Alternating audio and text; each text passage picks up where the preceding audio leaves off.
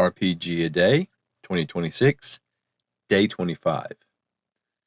So continuing with sort of a general, history of the region from where I left off last time, how things have developed to arrive at where we are beyond uh, those situations centered around the uh, factions that were established.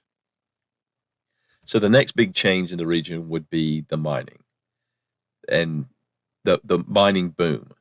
With the prima materia in the mountains, initially it would lead to legends of lost treasure, guardian angels, or powers granting boons in the mountains, fate, or maybe particular gods, or what have you. The malleable nature of the material would lead to desperate lost people or expeditions finding miraculous caches of food or goods or precious materials, gems and metal, depending on what was on their mind when they encountered it.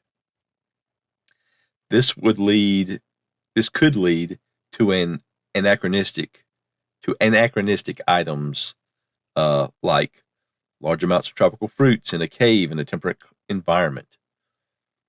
These finds, which people would just come across as if made from whole cloth and dropped in their path, would be attributed to being saved or chosen by the gods, or wild magic, or otherwise mundane items that they happen to find in the area, like a branch or a stone being attributed to being magical. And then when proof is attempted to be offered, when they return to more civilized areas, they realize that it's all been discharged. It's lost its mojo. They used it all up.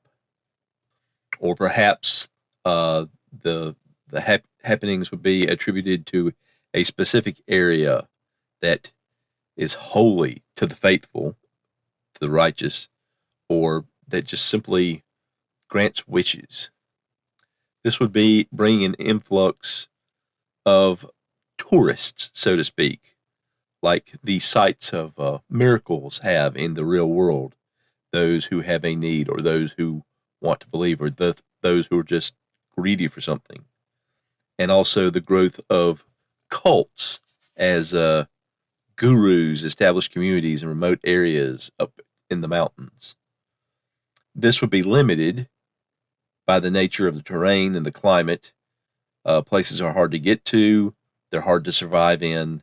If you don't get to an area that has this premium material, or if it's run out because of the people that have come before, now you're kind of stuck in the wilderness.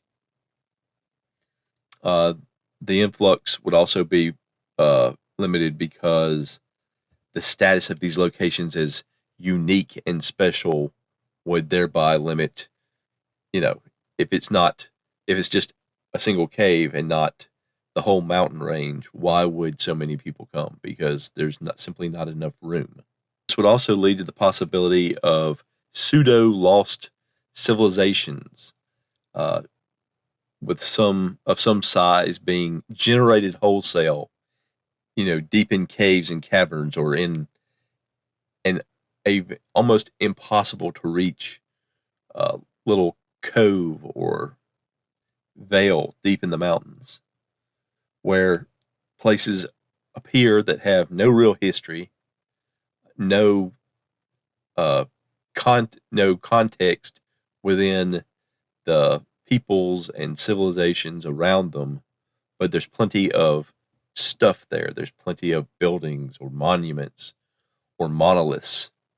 And of course, this mysterious group that you never find people of. You may find bodies. You may find even left behind jewelry and magical items and other items of value, but it's never been living. It's never really existed. It just appeared from someone's mind. Eventually, somewhere in these mountains, some experienced prospector that knows what they're doing, that knows what a legitimate mine looks like, whether it's of gemstones or of iron or of gold, would find a mother lode, a rich vein of ore or or gem material that they knew just had to be there. And since things that you mine from the ground typically occur across a large region, they're more common in a large region. Once there's one find, more people would come in expecting to strike it rich, and when they reach the right area, they would. So more and more would migrate in. Some might have some idea what they would find. Others might simply bring hope, leading to an interesting mix of metals and gem and maybe some other exotic materials, perhaps like building materials, perhaps like mystical materials. So this would bring in the the gold rush. This would bring in a big influx of people and supplies, as well as criminals and the security forces needed to guard these new sources of wealth. And so the town closest to the mountain grows into Pittsburgh. Prices would rise, basic needs would become more difficult to obtain, and all the pitfalls and positive attributes of a gold rush town would have come into being, mainly in Pittsburgh, but it would affect the region as a whole.